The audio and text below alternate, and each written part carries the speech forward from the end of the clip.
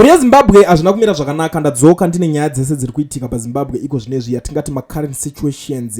A lot is happening, a lot is going on. Zvinhu hazvina kumira zvakanaka. So kana tatosangana kudai so semasikati zvakakosha kumbotanga nekulike this video kutobva tangozivisana zvinhu zvese zviri kuitika paground. Tongoti gaga imimi, the rest is history. Munozozivawo zvamunozoitawo nenyaya dzacho, but ni changu chete kungouya kunotaura nyaya paHolyten TV channel yenyu. Pane nyaya ndiri kunzwa panapa, pane nyaya iyi yanetsa, nyaya yekutengwa kweroad, nyaya yekutengwa kwemigwagwa, and that road iri kunzi irida kutengwa nemwana wa President Emerson Mnangagwa. Vamwe vatogadzirira vamhanya kunoseta zvima petition kuti zvisainwe kuti asatenge ariye, because people are now saying isusu zvedu tiri kutaura kuti Zoni Mugabe was very bad, but this time around this man apo uyo antori ma1 chaiyo, because ane mafriends zvigananda including vana vake vacho atori ma1. Tichaitaura imwe nyaya futi zvekare yanga iri kunetsa, nyaya yemwana wake nauyo ari kuimba anonzi Holyten, but this one iri kunetsa because nyaya yacho iri kungotenderera unotadza nyozonzwisa kuti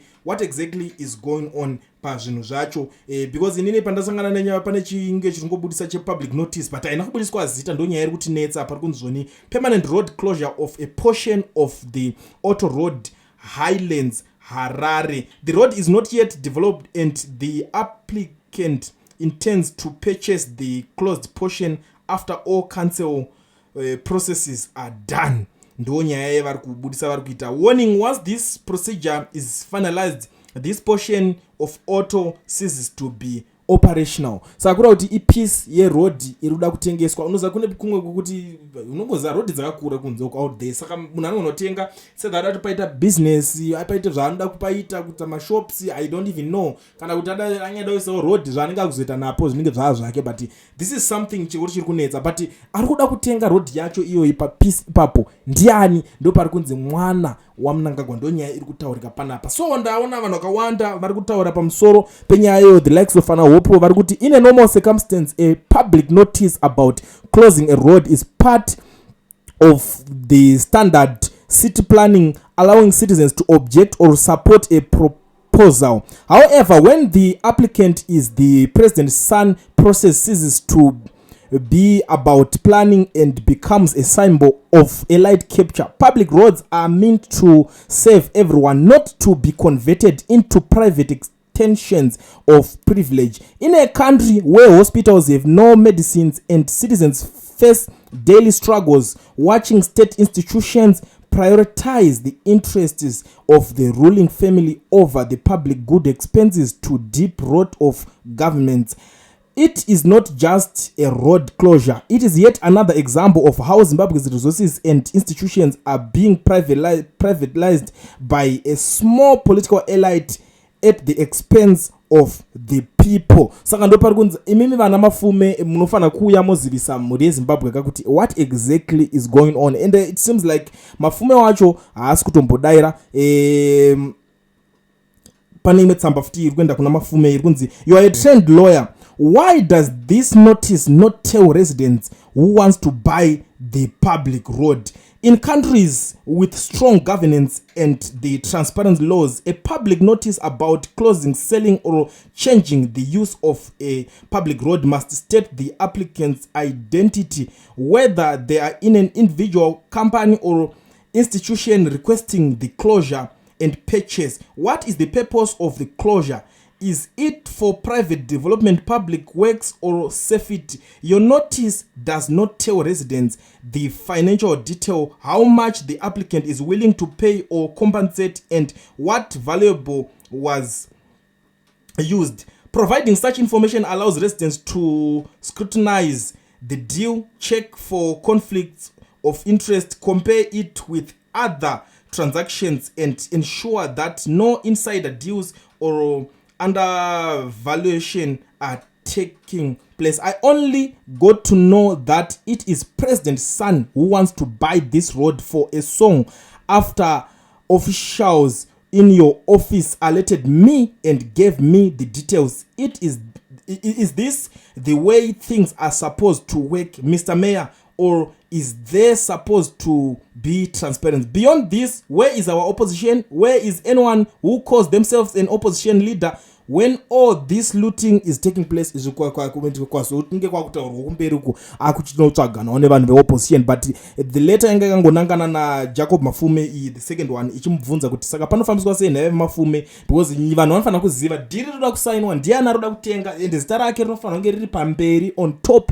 Vanhu voziva kuti dhiri ritikuwirira naro kana kuti hatikuwirira naro, panogona kunge pane mumwe ane better offer obva atenga, because road basa rayo ndere kubenefita macitizens. Tinobenefita pamaroads uchipfura nepo nemota dzenyu muchiita zvamuri kuita, kufamba nemagudzo enyu whatever, muchiita business as usual. Zvizhinji mavendors chaiwo unogona kutongouya paside pero watorarama manje mangwana uchato is like unongogocha chibage papo. Imhuri imwe yatokanganisika ende zvinofanira kuconsiderwa, not because tinongoda kungoti tingofocusa nevari kuita mari chete, which is not good. So Mafumewo ari kubudawo panapa ari kutaura kuti zvoni I'm sure the notice complies with the law. If not, it will be open to challenge. If those details are material, a reading of the law will assist. As I said, I await the objection or lack thereof and we proceed. Ndo mashoko ega angobuda ari kutaurwa naMafume. It's like, muchadigitira zvenyu.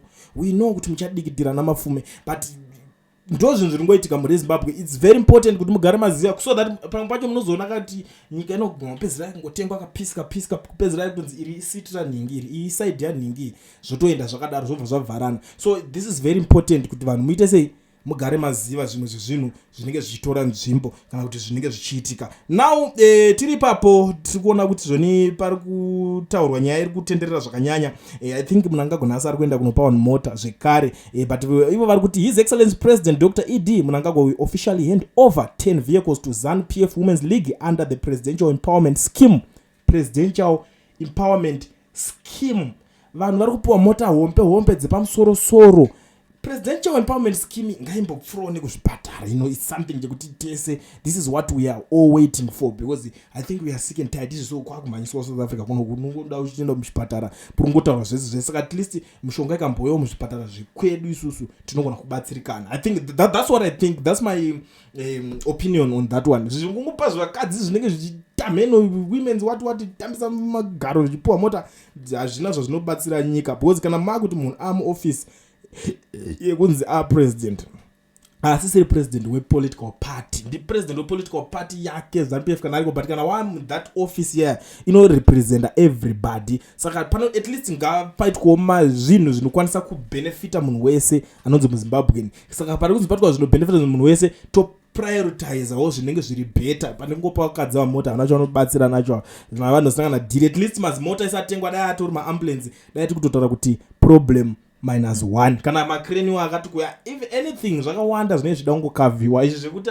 vakadza chero kana iri empowerment ka boss kana tukuta nyaya kunzi empowerment scheme ngapa ngo empower chero netuma Honda Fit tukachipa tukuona tukata makosi. That's empowerment. Kana udo inodhura tenga wega shanda woita dhiri rako woita zvounoita nelife yako. Handiti mukuti nyika inenge zviningirikina, because pane imwe economy futi inofanira kuti nge ichitofana kutosotwa on top of that. But it's a topic for another day. Tichazouya tichionesana tichitaura nezvayo. Panapa pari kunzi over 100,000 congregants of Joan Masowe Chishanu sect led by Madzibaba Mozi and several other prophets from Harare and across the country gathered along Seke Road, stretching from Chinamo to the Zororo Cemetery area for a day of intense prayer. The faithful united a spiritual effort to pray against the spirit of road accident following a tragic surge in fatal crashes over the past 2 months. Vamboenda vakategedza timbono inzwi pamwe zvingashanda kungonamatirawo zvinhu kuti zvinge zvichienda,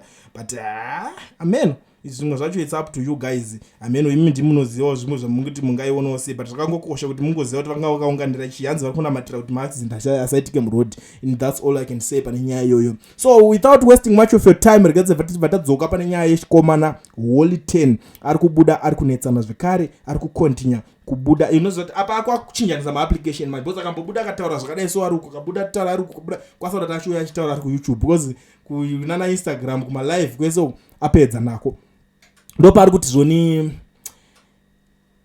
it's not a threat, but if your CIOs come to my house, I'm armed, I'm killing them at first sight.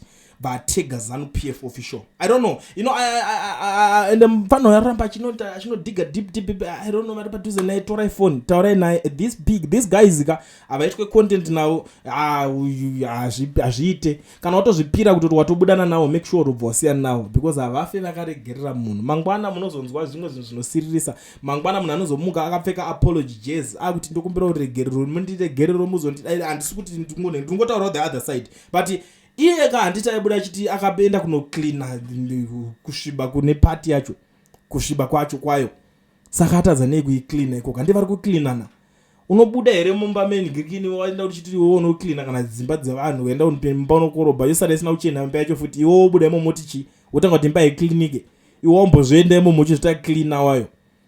Tirungoti isusu idzi ndedzemudanga izvi zvimafights zvavo zveikoko, wakaenda handaiti yakanaka, ngazvipedzerane ikoko.